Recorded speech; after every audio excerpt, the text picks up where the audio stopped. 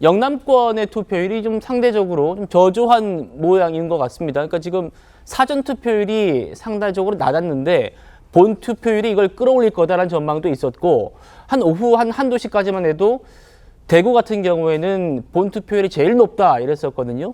시간이 좀 지날수록 좀 흐름이 좀 저조해지는, 주춤해지는 모습인 것 같습니다. 어떻게 분석하십니까? 그래서 사전 투표를 항상 얘기할 때 상대방은 3일 싸우는데 본투표 하루 싸우는 거 가지고 되겠느냐라는 건 있었지만, 그래도 영남권에서는 아무래도 본투표를 선호하시는 분들이 그만큼 많기도 하고, 현재도 지난 대선보다는 약간은 높잖아요. 근데 투표하시는 분들 보면은 아침 시간대 그리고 마감 시간대에 좀 몰리는 경향들이 있기는 합니다. 그리고 이거는 이제 보궐선거의 성격이기 때문에 투표 시간이 8시까지거든요. 그러니까 일정을 다 소화하고 중간에 투표했다 다시 갔다가 이렇게 하느니 아예 아침에 해놓고 일정을 보거나 일정을 마치고 돌아와가지고 마무리 시간에 하거나, 그래서 이렇게 좀 한산하다가 마지막 시간대에는 갑자기 또 줄 서가지고 번호표 받거나 이런 일들이 있거든요. 그러니까 예.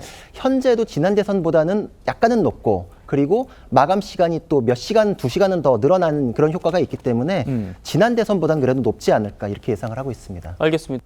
김성렬 대변인님. 네. 이준석 후보가 유세 피날레를 대구에서 했지 않습니까? 네. 이 후보 아버님이 대구 분이신 걸로 알아요. 네, 그죠? 그렇습니다. 예. 이재명 후보의 고향이 경북 안동이고, 김문수 후보의 고향이 경북 영천이고, 그러니까 세 후보가 모두 영남권에 또 기반을 두고 있고, 선거 초반부터 상당히 민심에 공을 들이지 않았습니까? 네, 맞습니다.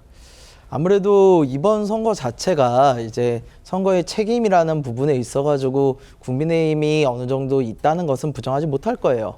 그러다 보니까 국민의힘의 텃밭이었던 영남이 좀 흔들린다라고들 분석을 했을 거고요. 그런 면에서 영남을 누가 잡느냐가 이번 대선을 잡는다 라는 생각들도 했을 겁니다. 그래서 이재명 후보도 공을 들인 거고, 김문수 후보 마찬가지고, 저희 개혁신당도 역시 이준석 후보가 대구 그리고 경남, 부산 이런 곳들까지 계속해서 공을 좀 들였던 상황입니다.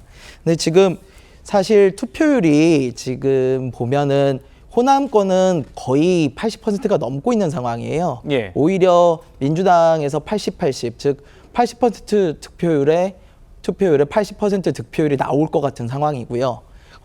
대구나 경북이 지금 75%도 아직 못 가고 있는 상황이 나오고 있는데, 이대로 만약에 끝까지 진행이 되면 좀 아무래도 보수층에 좀 불리한 결과가 나오지 않을까 하는 우려가 있고, 이것은 어디까지나 사전투표에 너무 거부감을 가지고 투표를 안 한 부분도 영향이 좀 있지 않나라는 생각이 듭니다. 아까 앞에서 말씀 주셨습니다만 3일 동안 투표하는 것과 하루 동안 투표하는 건 분명히 다릅니다. 그리고 그 하루 동안에 피치 못할 일이 생겨가지고 투표를 못할 수도 있고요. 그래서 앞으로 보수층에서 자꾸 이렇게 사전투표를 반대하고 거부하는 운동이 벌어진다면 이건 보수층에게 스스로 자충수가 될 거다, 이렇게 좀 보이는 상황입니다. 예.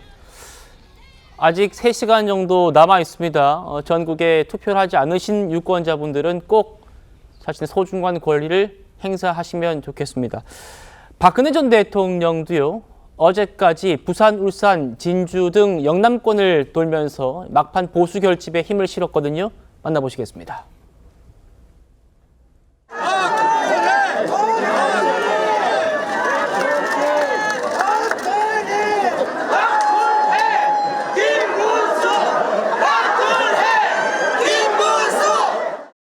감회가 굉장히 깊고 또 많은 기억이 떠오르는 곳입니다.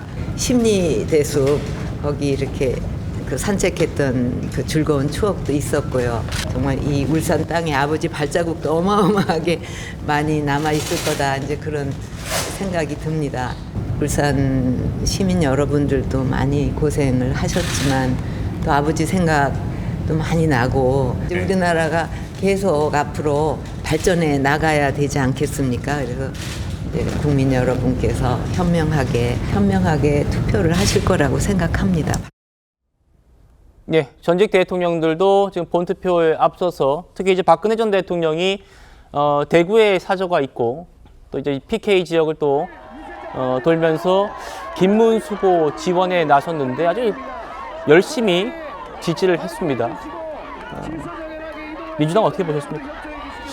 근데 이제 보수 지지층에 대한 결집이 아직도 완성되지 않았구나라는 것을 볼 수가 있었습니다. 왜냐하면 이제 박근혜 전 대통령 같은 경우는 어쨌든 불명예스러운 퇴장을 하셨지만 그럼에도 불구하고 박정희 전 대통령의 후광 그리고 어쨌든 선거의 여왕이라는 본인의 어떤 애칭이 있던 것처럼 TK 지역에서 소구력이 있다고 판단을 했던 것 같습니다. 그렇기 때문에 김문수 후보께서도 박근혜 전 대통령께 좀 요청을 하신 것 같고 그 요청을 받아서 박근혜 전 대통령께서 또 친히 나와서 일종의 선거운동을 좀 도와주시는 것 같은데 그럼에도 불구하고 저는 보수 지지층이 이번 선거 과정에서 3번 정도 실망을 했다고 봐요. 첫 번째 같은 경우는 이 불법적인 비상계엄에 처음 실망을 하셨는데 그 두 번째 국민의힘에서 반성을 하지 않고 한밤에 후보 교체를 하면서 두 번째 실망을 하셨죠.